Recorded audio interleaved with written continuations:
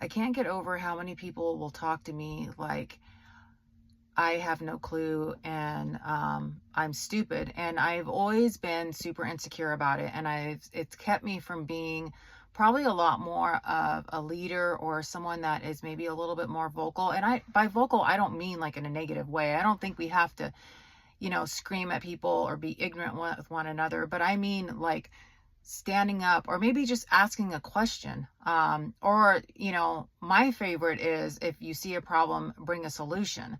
Like people don't even do that anymore. You want to complain about what's going on, but there's no solution and there's no involvement and everybody's hoping the other guy's going to do it.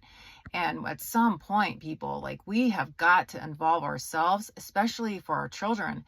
I was at the dentist office today and this lady, we were talking about the price of food and, just how expensive it is, to eat. And, she's a dental hygienist, and then her husband, he works at Home Depot, and they're both right in that middle class, lower end, lowered middle class. And you really feel that pinch. And she has a 3-year-old and a 6-year-old. And her comment to me was like, can you imagine what it's going to be for our children? And it's something that, we think about all the time is, we think it's bad and it's gotten worse during our lifetime, but what we're leaving for the next generation, it's awful. We're trying to figure out, what we can do to make sure that our kids own some type of property, like making sure that our home goes to them and that they at least have something, because I don't know how they're going to be able to afford it. We wouldn't be able to afford our home right now if we had not gotten lucky. So 5 or 6 years ago, something just happened to post and my wife was, on it and she caught it the same day. The guy was trying to get, his plans established. And so he was okay with basically waited 1 weekend and he gave it to us. And we were, we got it just under the value of it, which, was kind of already insane at that time. But gosh, so lucky. There's no way with the cost of everything now and our income that we could ever get a house with the interest rates and the overall price. So, I think we take for granted that it's supposed to be this way, that this is, inflation and, things are going up in price, but you really have to pick it apart, people. Things are not going up in price.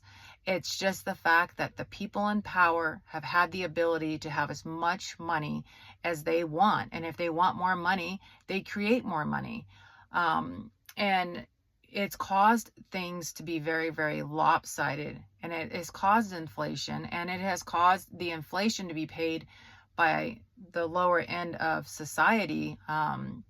The thing is that other countries have been feeling this way before us, and a lot of them have been deprived at such a higher rate. And it really has been in order for us to have this lifestyle in America. And I make this running joke when my kids complain about stuff, and, we were talking about even our cat the other day, and, it's like first world problems. None of us could even survive in another country, probably with not, we'd have to adjust to it.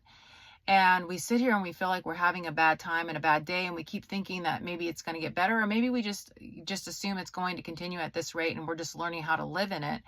But do we really want to live in a society that's like getting tighter and tighter, where people are getting meaner and meaner to each other because everybody is so stressed out, disengaged? We've got to just ask questions, and some involvement is better than no involvement. And I think the biggest thing is that we really have to work on our fundamentals of core beliefs. We grew up in a time period, or even before that really, but we grew up always thinking that we were supposed to be told what to do, and that what we were being fed basically was correct. Like even at school, you stand in line, you follow the leader, right?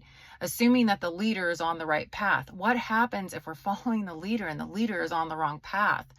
I really don't know. Like, I am just such an average person, but I do know that the more of us that get involved and ask questions, and not in a negative or hostile way, but just be engaged in what's happening around you, be engaged in your communities. You'd be surprised.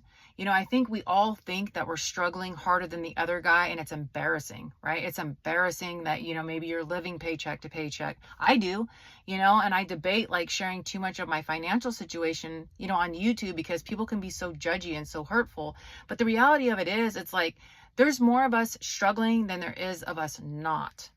And, we sit here and we feel embarrassed, or we feel unsuccessful, or we feel depressed, and we just keep hoping that maybe we're going to get a break or something's going to change. And that, this election, I know a lot of people, this is a very, very big election, maybe the biggest in my lifetime.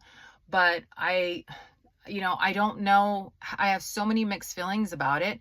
And I just keep asking questions and trying to inform myself. And I think the biggest thing, regardless of what happens in this election, is that people have got to stop being complacent and being okay with the fact that we're not happy, and we're not surviving. And the middle class has been shrinking for decades. It's going to continue to shrink. Our kids literally will probably not be able to afford homes unless we leave it to them.